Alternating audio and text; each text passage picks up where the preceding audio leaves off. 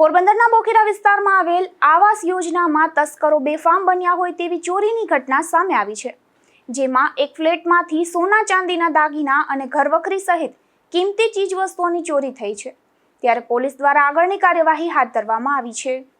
પોરબંદરના બોખીરા વિસ્તારમાં આવેલા આવાસ યોજનાના બ્લોક નંબર 1ના ફ્લેટ નંબર 38માં ચોરીની ઘટના સામે આવી છે, જેમાં ફ્લેટમાં રહેતા મનુભાઈ રતિલાલ ચૌહાણ અને તેમનો પરિવાર ઘર બંધ કરીને બહાર ગયો હતો। આ દરમિયાન તસ્કરોએ બંધ ફ્લેટને નિશાન બનાવી ઘરમાં પ્રવેશ કર્યો હતો અને મોટા પ્રમાણમાં ઘરવખરી સહિત કિંમતી સામાનની ચોરી કરી ફરાર થઈ ગયા હોવાનું સામે આવ્યું છે। આ ચોરીમાં ઘરમાં રહેલા સોના ચાંદીના દાગીના ઉપરાંત ઘરવખરી, ફર્નિચર તેમજ ઇલેક્ટ્રોનિક સામાન સહિત મોટા ભાગની કિંમતી ચીજવસ્તુઓની ચોરી થઈ હોવાનું પરિવારજનોએ જણાવ્યું છે।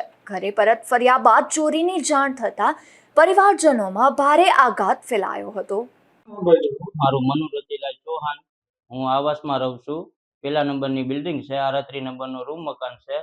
અમારી આખી ઘર વખરી લઈ ગયા છે, ફ્રીજ લઈ ગયા, ટીવી લઈ ગયા, પછી જોઈએ તો સેટી પલંગ લઈ ગયા, કબાટ લઈ ગયા, આખી ઘર વખરી લૂંટાઈ ગઈ। કઈ સિક્યુરિટી નામનું કઈ જીરો સેવન છે, કઈક દાગીના લઈ ગયા, કઈક ચેન હતો ચાંદીનો, બુટિયા ને પછી સોનાનું ઓમ ને બધું હતું, ઠામરા ઠીકરા બધું લઈ ગયા। હવે આમાં મારે કરવું શું? આમાં મારી બેન અપંગ છે, પછી મારી મમ્મી હાલી નથી શકતી, અમારા બાપાથી ભંગારનું કરે, આમાં અમારે ભેગું કેમ કરવું? અમે તો લૂંટાઈ ગયા આમાં। હવે આમાં કરવું તો કરવું શું? હવે અમારે સરકાર કંઈક આધિક કરે કે તો અમે કંઈક કરીએ। હવે આમાં આવાસમાં રહીએ છે, સિક્યુરિટી કંઈક કરે તો કંઈક અમે કંઈક કરીએ। હવે આમાં કરવું શું? આવવાની જવાબદારી કોણ લેશે? 38 નંબરનું રૂમ મકાન છે, પહેલા નંબરની બિલ્ડિંગ છે, ચોથા મારે રહે છે। આ કબાટને કેમ ઉતાર્યું કે મરસી લેવા વાળા એ કઈ મને મગજ નથી બેસતો। આમાં કરવું તો કરવું શું હવે અમારે? હા, તો હવે અમારી એક જ માંગ છે કે અમારું જેવું ગયું એવું કંઈક અમારું પાછું દ્યો, તો અમારે કંઈક સરકારને કંઈક હાથ જોડીને વિનંતી કરીએ। અમે મારી બેન અપંગ છે, પછી મારી મમ્મી હાલી નથી શકતી, અમારો પપ્પા છે એ ભંગારનો ધંધો કરે છે।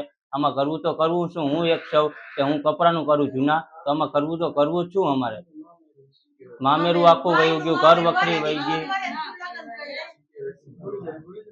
મામેરું વયું ગયું આખું, વરેદી 1.5 વર્ષ થયું લગ્નનું, એ બધી લઈ ગયા, ઘર વખરી લઈ ગયા, મામેરું લઈ ગયા, એ બધી લઈ ગયા, મારી બાઈનું વસ્તુ બધી લઈ ગયા। તો હવે આમાં કરવું તો કરવું શું અમારે? મારી બાઈ તો અત્યારે ડિલિવરી ઉપર છે, પુરામાં છે, અમે ડિલિવરી આવવાનું હતું, અમે દવાખાને ગયા હતા મારી વાઈફને લઈને। તો હવે આમાં કરવું તો કરવું શું અમારે? આ ઘટનાની જાણ પોલીસને કરવામાં આવતા પોલીસે પણ સ્થળ પર પહોંચી જરૂરી તપાસ અને આગળની કાર્યવાહી હાથ ધરી છે।